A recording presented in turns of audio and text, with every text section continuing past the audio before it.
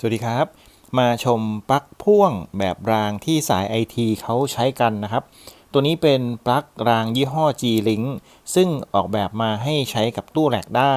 ใช้กับผนังได้สามารถหมุนได้360องศานะครับสำหรับตัวนี้เป็นรุ่น6พอร์ตนะครับมี Surge Protection ด้วย Surge Protection ก็คือเล็กๆตรงนี้นะครับมีฟังก์ชันที่ค่อนข้างโดดเด่นผมเคยรีวิวไปแล้วนะครับประกัน5ปีจำหน่ายโดยทางร้าน G-Link นะครับเดี๋ยวผมจะใส่ลิงก์ไว้ให้เช่นเดิมตัวนี้ผมก็จะเอามาไว้ที่บ้านนะครับตัวนี้เป็นสีดำนะครับผมจะเอาสีดำมาใช้ที่บ้านแล้วก็มีตัว Surge Protection ด้วยตรงนี้สามารถที่จะเป็นป้องกันไฟกระชากได้ด้วยมีฟิลด้วยนะครับตัวนี้เป็นเบรกเกอร์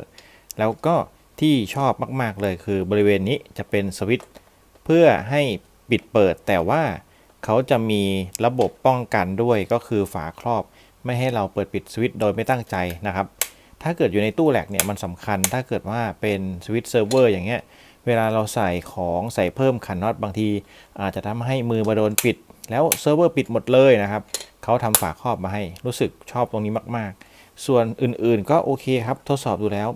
ตัวปลั๊กเองแน่นมีม่านป้องกันมี3ขา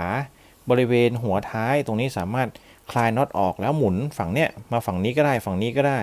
ผมจะเอาตรงเนี้ยมาเปลี่ยนให้กับโต๊ะคอมพิวเตอร์เดี๋ยวจะเปลี่ยนให้ชมนะครับรางค่อนข้างยาวแล้วก็สวยด้วยตัวปลั๊กเนี่ยเสียบด้านข้างนะครับด้านข้างด้านนี้ทำให้เราสามารถสลับด้านได้สายไฟขึ้นอยู่กับปลั๊กเลยครับปลั๊กออกซ้ายออกขวาอะแดปเตอร์ก็แล้วแต่เวลาอยู่ใน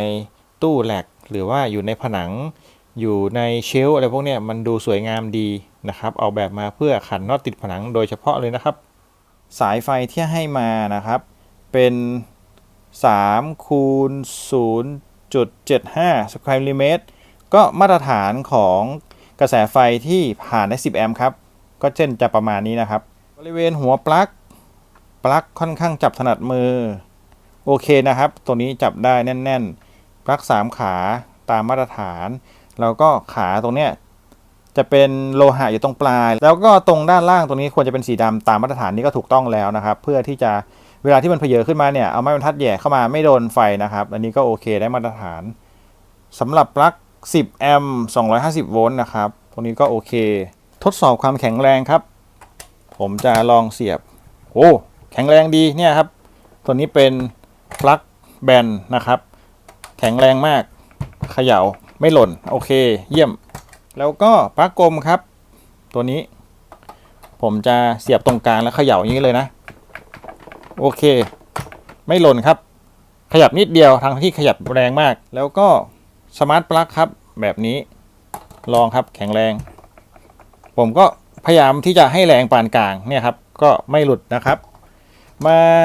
ทดสอบปลั๊กที่ค่อนข้างที่จะเป็นปลั๊กปราบเซียนนะครับตัวนี้นะครับ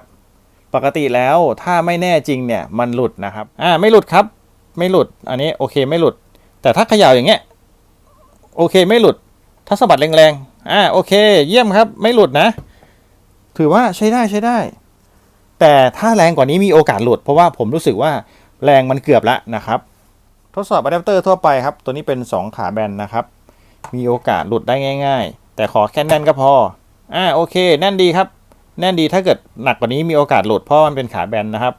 โอเคใช้ได้นี่เขาเป็นคอปเปอร์บาร์ครับสังเกตดูเป็นแถบเลยนะเป็นแท่งออกแบบมาเพื่อให้เชื่อมกับปลั๊กที่เป็นขั้วอยู่แล้วนะครับสังเกตดูจะเป็นแนวตรงถามว่าบาร์หนาไหมไม่ได้หนามากครับแต่ก็โอเคนะมองดูด้านนี้จะบางๆแต่ตรงนี้เป็นหน้ากว้างเยอะก็ถือว่าโอเคครับลองทดสอบความร้อนครับผมเสียบไฟเรียบร้อยแล้วนะครับผมจะเปิดสวิตช์นะตอนนี้สังเกตดูครับทุกอย่างโอเคแล้วก็จะมีการน้ำร้อนนะครับตอนนี้ทำงานอยู่ที่650วัตต์นะครับโดยประมาณนะผมจะเปิดไดร์เป่าผม1,500 1,800ครับ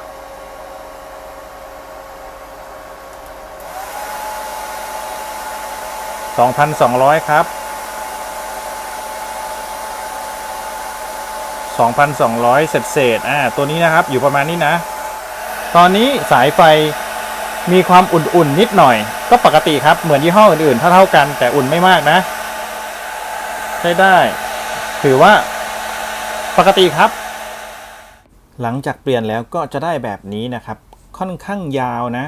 สามารถเข้ากับพื้นที่ได้ง่ายๆผมเอาวางไว้บนโต๊ะแค่นั้นก็พอนะครับเขาตัวค่อนข้างเล็กๆบางๆยาวๆนะครับ